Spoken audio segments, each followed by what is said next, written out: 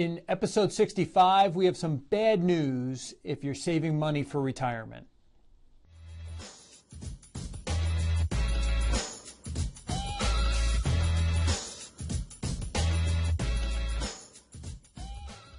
Welcome to the Mullooly Asset Show. I'm your host, Tom Mullooly, and this is episode number 65.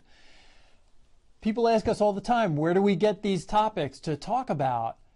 The reality is we're getting them from your feedback. So if you're a client, definitely pick up the phone and call us or email us. If you're a viewer or a listener to our podcast, by all means, reach out to us. You may find that question that's been driving you crazy, you may find it featured in an upcoming video or podcast.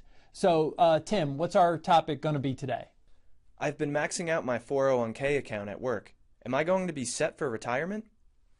You know, that's really an interesting topic, and I'm glad that you wrote in and asked this.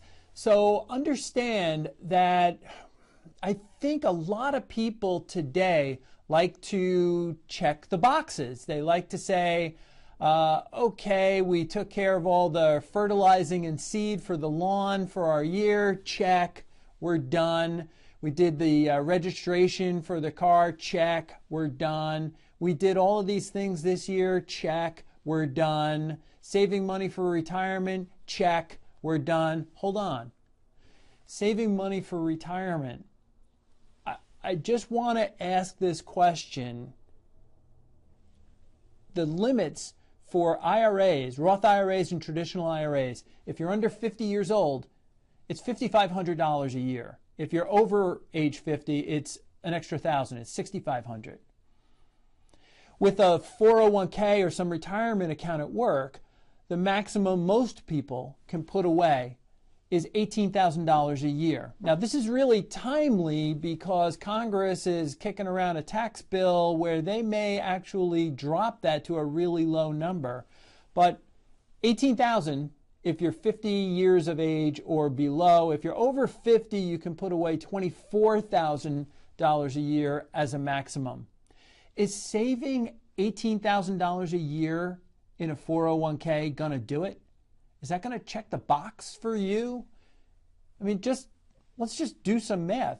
If you're 35 years old and you put the maximum $18,000 a year into a 401k. Now, let's just assume for the purposes of this video that they're not going to raise the limit and they're not going to lower the limit.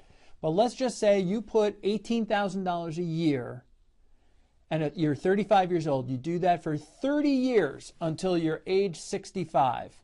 Without any kind of compounding, no returns, you've contributed $540,000 into that.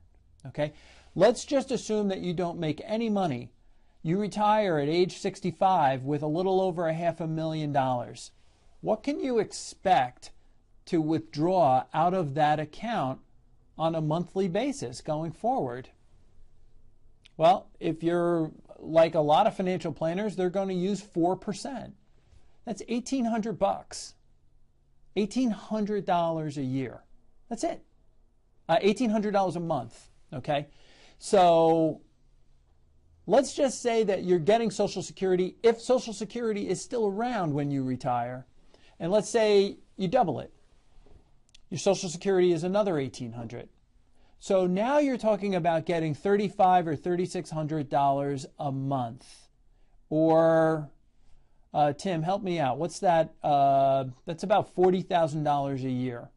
We have clients who live in the Northeast, and this year, 2017, their property taxes are $20,000 a year.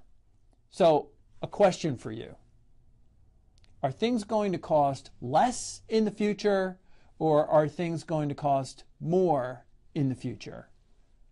My money's on things are going to cost more in the future.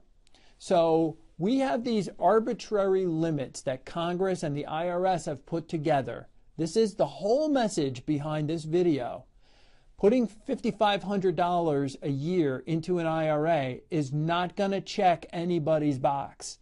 After 30 years, you've got $160,000 or $170,000 socked away. If you can somehow do the max into a 401k at work, and a lot of people don't, that's one of the reasons why they're talking about lowering the threshold. But if you're fortunate enough to put the max away, you're talking about $500,000 before compounding into a retirement account. If you live 20, 25, 30 years in retirement, how much can you reasonably pull out? So putting the max into your 401k at work or into an IRA does not check the box for retirement. You are not going to be prepared. You have to save more money than that. And that's the message for today. See you on episode 66.